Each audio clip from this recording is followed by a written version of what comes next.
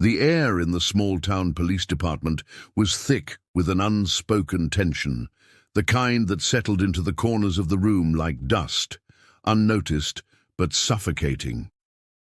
Officers moved about in their routine, their boots clicking against the polished tile floor, papers shuffling, murmured conversations filling the space like a distant hum. The station had a rhythm, predictable, unchanging, safe. Until today. Outside, rain drizzled in a steady rhythm, streaking the glass windows with thin silver trails. The grey clouds overhead made the midday feel like dusk, a gloomy weight pressing against the town. It was a day meant for staying inside, for hot coffee and quiet work, but something about the atmosphere felt different, a disturbance in the usual order. Then she walked in, a woman standing just over 5 feet, yet carrying herself with the presence of a giant. Her tailored black pantsuit was crisp, the sharp edges of her blazer speaking of discipline, of authority. Her sleek black hair was pulled back into a flawless bun, revealing strong, regal features. Deep brown eyes, sharp and unyielding, scanned the room. A leather badge holder rested in her grip, an unspoken declaration of power. Agent Naomi Carter, FBI. Chief, but to some of the men in that room, she was something else first. A black woman. And that was all they saw. The moment she stepped inside, the conversations dipped. Eyes flickered toward her, some with curiosity, others with quiet resistance. She noticed. She always noticed. It was not new. Across the room, Officer Daniel Wyatt leaned back in his chair, arms crossed over his chest. His jaw tightened as he took in the sight of her. His uniform was neatly pressed, the golden badge on his chest polished to perfection. A man of rules, a man who believed in structure. But in his eyes, structure had an order, a hierarchy, one that did not include her standing above him. She met his gaze without hesitation. She had dealt with men like him before, the ones who thought their badges gave them the right to dictate the rules of respect, the ones who assumed authority was earned through years of tradition, not through competence, resilience, and raw talent, the ones who could not fathom that. A woman like her, a black woman, could outrank them. She took a slow, deliberate step forward. "Afternoon, gentlemen," Naomi said, her voice calm but firm, carrying the weight of command. Some of the officers nodded, returning to their work. Others exchanged glances. But Wyatt did not move. He did not nod. He did not acknowledge her authority. Instead, he let out a quiet scoff, just loud enough to be heard, a single dismissive sound. Naomi ignored it. "For now. I need to speak with your captain," she continued, glancing toward the door marked Chief's office. Before anyone could answer, Wyatt pushed himself to his feet. He was tall, broad, the kind of man who used his size like a weapon, leaning into people just enough to remind them of the space they occupied. "You lost, ma'am?" he asked, his voice dripping with something that barely masked its edge. "FBI, huh? Funny. You do not look like an FBI chief." The air in the room grew heavier, the kind of weight that made people look away, pretend they did, not hear what had just been said. A few officers shuffled uncomfortably in their seats, but no one spoke up. Naomi tilted her head slightly, studying him. She had been here before. Different faces, same arrogance, same prejudice, dressed in a uniform. A quiet smile touched the corner of her lips. Not amusement. Not kindness, something. A colder, sharper. "And what exactly," she said, voice smooth as glass, "does an FBI chief look like, officer?" Wyatt did not answer immediately, but his smirk faltered for just a fraction of a second. "You here for a real reason, or just looking? To wave that badge around?" he asked instead. Brushing off the question, Naomi exhaled slowly through her nose. She had no patience for this. "Not today." "I am here on official business," she said, her tone now edged with something steely. "Now, unless you would like to explain to your captain why you are obstructing a federal officer, I suggest you step aside." A muscle in Wyatt's jaw twitched. He glanced around the room, waiting for someone to back him up, but no one did. The other officers kept their eyes down, pretending to be busy. They had seen Wyatt pick fights before. But this was different. Naomi took another step forward, closing the space between them just enough to make it clear she was not backing down. Not now, not ever. Or, she added, her voice quieter now, more dangerous, you can keep standing there and find out exactly how long your career lasts after this conversation. Wyatt's fingers curled into fists at his sides. His face darkened, the thin veneer of professionalism cracking. The room was silent. The tension was suffocating. And then, just as the moment stretched to its breaking point, the door to the captain's office swung open. A tall man in his 60s, wearing a tired expression and a badge that had seen better days, stepped out. His eyes flickered between Naomi and Wyatt, immediately sensing the friction in the air. "Agent Carter," he said, his voice weary but respectful. "I have been expecting you. Please, come in." Naomi did not move right away. She let the moment linger, let Wyatt feel the shift in power. Then with one last glance, one that promised this was not over, she turned on her heel and walked toward the office. The door closed behind her. Wyatt stood there, his fists still clenched, his breath heavier than before.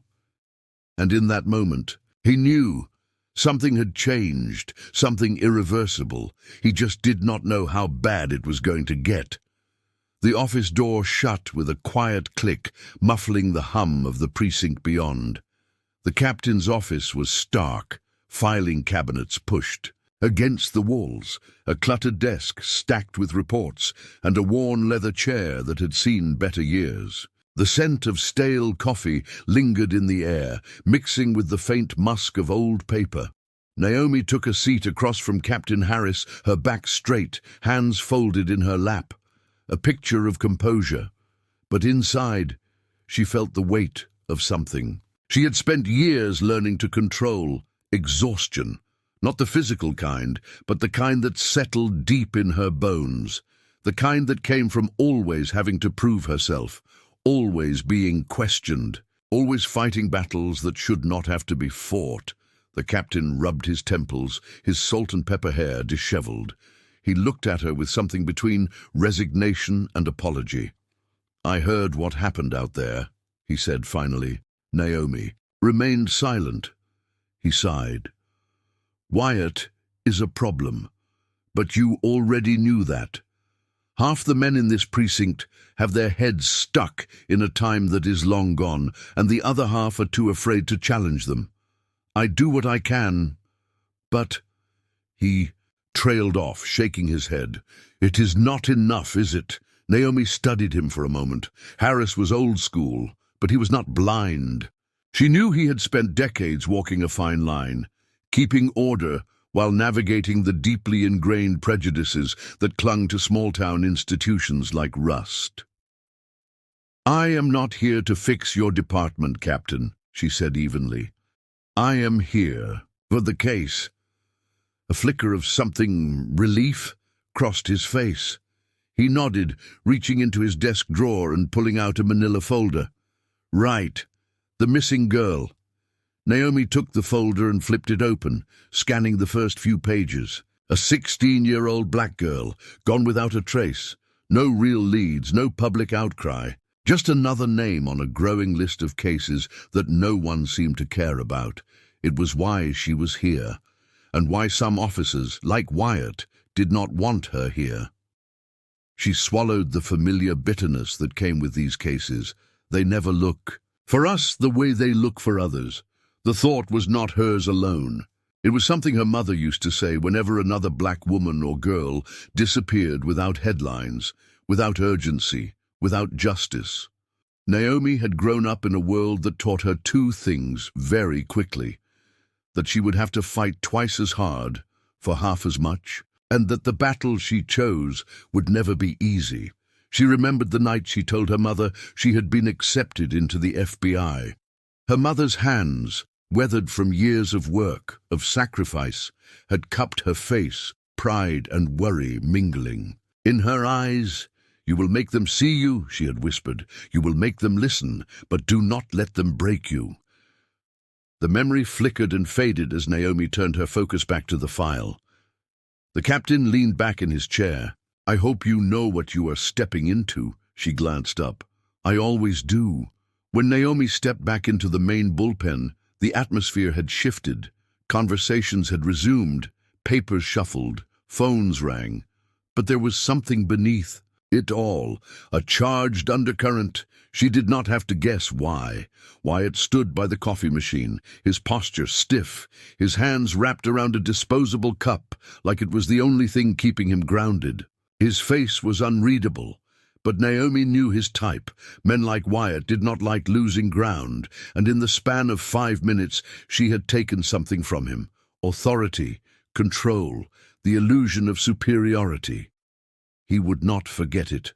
She walked past him without acknowledgement, moving toward a desk where a younger officer sat typing up a report. His name tag read, "Lewis."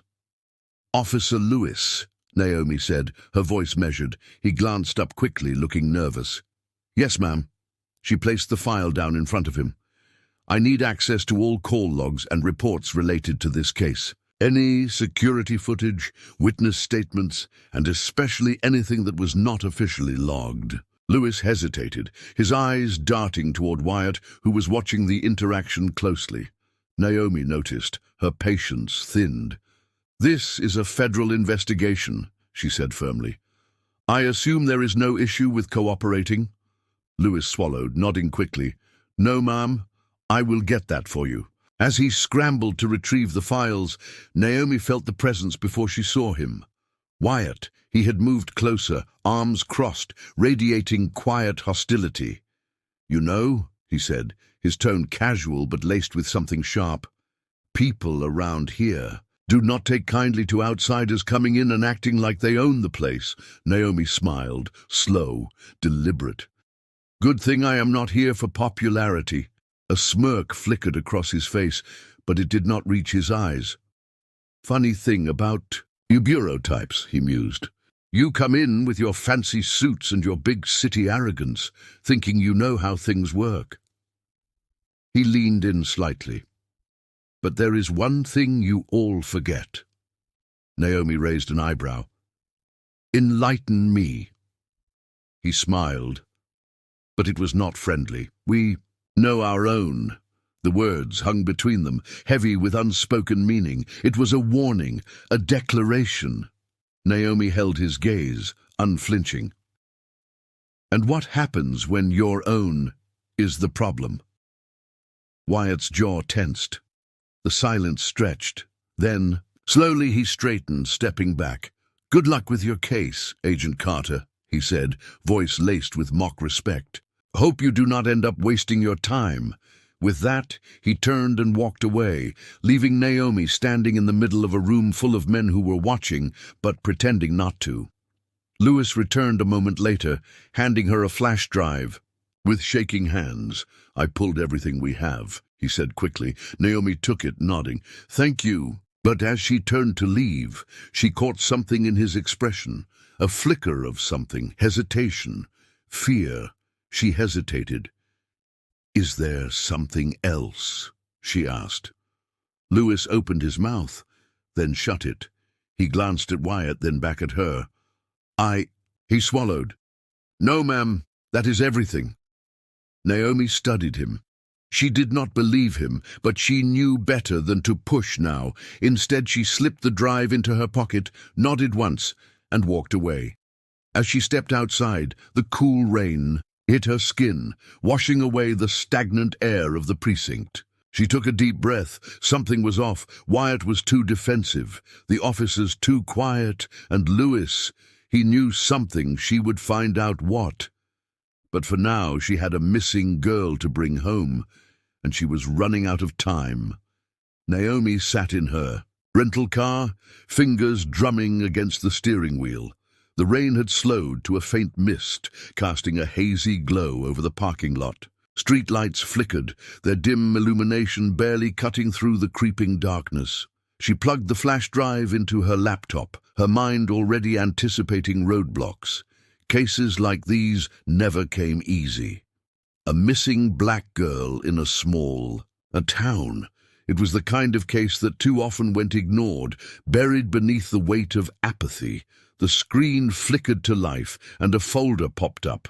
Call logs, witness reports, security footage. Naomi clicked through them quickly, her pulse steady but her instincts sharp. The timeline was thin. The girl, 16-year-old Maya Thompson, had disappeared 3 weeks ago. Last seen leaving school, walking home. No forced entry into her house, no witnesses who saw anything useful, the only thing out of place. A single call made to 911 2 days before her disappearance, a call that had been dismissed. She pulled up the transcript. Dispatcher. 911, what is your emergency? Caller. Panicked breathing. Hello? Something is wrong. Someone is watching me. Dispatcher. Can you tell me where you are?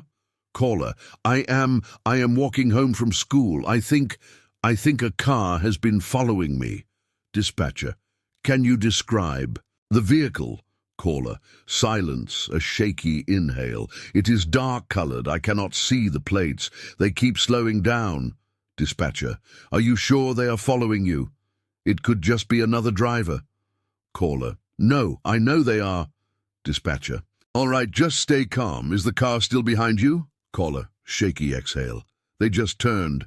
I think they are gone now. Dispatcher. Okay, call us back if anything happens. Caller. Wait, Dispatcher. Have a good night, miss. Click. Naomi clenched her jaw. The call had lasted 64 seconds. That was it. No follow-up. No officer dispatched. Just another scared. Black girl ignored. She scrolled further. The report was filed under non-emergency concern. No evidence of a crime. No further action needed. And the officer who had dismissed it? Officer Daniel Wyatt. Naomi exhaled slowly, her fingers tightening into a fist. It was not just that he had dismissed the call, it was that he had buried it. The report was only visible in the raw dispatch logs. It had not even been included in the official case file. She had only been here a few hours, but the rot in this department was already starting to show. Wyatt was not just a problem. He was part of whatever had happened to Maya. The next morning, Naomi walked into the precinct with a quiet, simmering focus. The station was alive with movement. Officers chatting, phones ringing, coffee brewing in the break room. But the moment she stepped in, a shift rippled through the air, the kind of shift that happened when people knew something was coming. Wyatt was already there, leaning against his desk, a smirk curling his lips. He looked at her like a wolf watching prey step into its territory. "Agent Carter," he drawled, his voice laced with amusement. "Back so soon. Thought you might have packed up after realizing we do not need the Bureau breathing down our necks." Naomi met his gaze without hesitation. "Funny. I thought you might have learned to clean up your reports by now." The smirk faltered for just a second, just enough for her to know she had hit a nerve, but he recovered fast. "What are you talking about?" he asked, feigning innocence. Naomi pulled out a copy of the 911 transcript and slapped it onto his desk. Maya Thompson called for help 2 days before she disappeared. You dismissed it. Wyatt barely glanced at the paper. So, Naomi said, her voice deadly calm. You buried it. You never filed it with the case. You never followed up. And now she is missing. Wyatt leaned back in his chair, arms crossed. You are reaching, Agent. That call meant nothing. She said the car left. End of story. End of your story, Naomi corrected, but not mine. A few officers nearby had gone silent, their heads tilted slightly as they listened in. Naomi took a step closer, lowering her voice. You want to tell me why you decided a scared girl's call was not worth your time? Wyatt held her gaze, something unreadable flickering behind his eyes. Because I know this town. I know when something is real and when someone's just being paranoid. Naomi tilted her head slightly. Or maybe you just knew exactly what was going to happen to her. The air in the room seemed to freeze. Wyatt's smirk was gone now. His expression had hardened into something colder, something sharper. He pushed himself to his feet, towering over her. "Watch what you are implying, Agent." Naomi did not flinch. "Or what?" A long silence stretched between them, the kind that made people hold their breath. Then Wyatt exhaled a laugh, shaking his head. "You have been here one day, and you already think you know how things work? Let me give you a piece of advice." He leaned in slightly. "You do not belong here," Naomi smiled. "Neither do you." She turned sharply, walking away before he could say another word, but she could feel his eyes burning into her back. And she knew this was not over.